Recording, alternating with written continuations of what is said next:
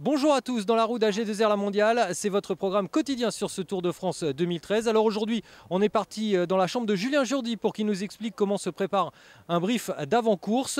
Le débrief, ça sera avec Vincent Lavenu à l'arrivée à Calvi. Enfin, le saviez-vous? L'explication du terme gagner à la pédale, c'est avec Blaise Cadry et Samuel Dumoulin. C'est parti!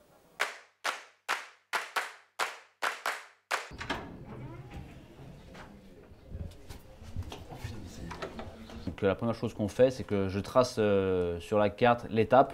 Je mets les difficultés, comme vous le voyez, le MG au bout de 12 km, le sprint intermédiaire au bout de 28 km 500, le deuxième grimpeur, le troisième grimpeur et le dernier grimpeur. Comme ça, on a une vision au niveau de l'état des routes. Je vais commencer, je vais regarder un petit peu l'analyse du classement d'hier. Je vais mettre un petit coup de stabilo sur les coureurs d'AG2R La Mondiale, savoir où sont les places de l'équipe hier. Et comme ça me permet de faire une synthèse de l'étape d'hier. Après, je mets également un petit coup de stabilo sur le classement général pour voir les positions du classement général qui sont intéressantes. Et on sait notamment par rapport aux échappées, c'est les coureurs qui auront un peu de retard auront un peu plus de liberté pour aller dans l'échappée et jouer éventuellement le gain de l'étape. Après, je fais un trait par rapport aux objectifs. Après, pour finir sur le tracé, bon, on ne va pas le voir là, mais on voit un petit peu je me sers de Google Earth pour voir les étapes. Et avec les coureurs, ça permet d'avoir une vision plus précise encore que la carte. Donc ça sera mis tout à l'heure sur la télé dans le bus pour vraiment faire une approche vraiment bien précise, notamment des derniers kilomètres pour voir s'il n'y a pas de piège dans les tout derniers kilomètres au niveau des routes, un virage dangereux, une route étroite. Voilà, donc avec ce système de Google Earth, on peut vraiment voir l'état des routes. Après, au niveau du briefing, bien sûr, là, je vais rentrer un peu plus dans le détail, donner un peu les rôles de chacun aujourd'hui. J'ai la chance que Vincent me laisse bien travailler dans ce domaine-là et me laisse le loisir de vraiment faire ce que je veux au niveau de mes idées, qui sont, voilà, on parle bien sûr, les objectifs, on les a fixés ensemble avant le départ du Tour. Donc voilà, donc on n'a pas des objectifs différents. Donc voilà, on retombe toujours sur les mêmes objectifs, on est toujours d'accord sur la tactique de course par rapport à tous ces objectifs qu'on s'est fixés. Donc voilà, il n'y a pas de souci là-dessus. Et c'est vrai que Vincent me laisse pleine confiance pour faire le brief et organiser la journée des coureurs. L'équipe s'est encore bien battue, puisqu'on a été à l'avant encore une fois avec Sébastien Minard qui a tenté son coup, qui a attaqué encore dans le final dans le groupe. Donc malheureusement cette étape était encore une fois destinée, on va dire, aux meilleurs sprinteurs qui grimpent bien les bosses. Et là c'est Simon Gerrans qui l'a emporté. Mais bon, l'équipe n'a rien à se reprocher, elle s'est battue tout au long de toute cette journée. Donc de toute façon c'est comme ça qu'il faudra pratiquer pour espérer trouver l'ouverture.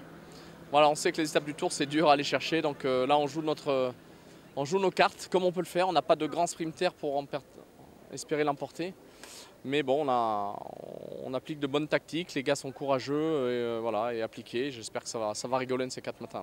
Blaise a fait beaucoup de travail derrière avec le peloton. Souvent, c'est lui qui a cherché à ravitailler, qui a travaillé autour de Jean-Christophe Perrault. Donc voilà, puisque c'était Sébastien Minard qui était à l'avant, Blaise a un peu substitué le travail de Minard auprès de Jean-Christophe. Et donc forcément, derrière, il n'avait pas l'énergie nécessaire pour suivre un Roland. De toute façon, je pense que Roland a montré qu'il était surpuissant et difficile à battre aujourd'hui pour le gain du maillot.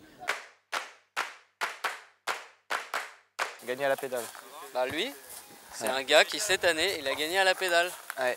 Vas-y. En Italie, ouais. Mais il a gagné devant le Colisée à Rome, quand même. Blaise. Ouais. À la pédale. À Combien la de pédale. kilomètres d'échappée? Ça fait 150, Ouais. comme ça. Ah, mais t'es trop modeste. 150 km d'échappée.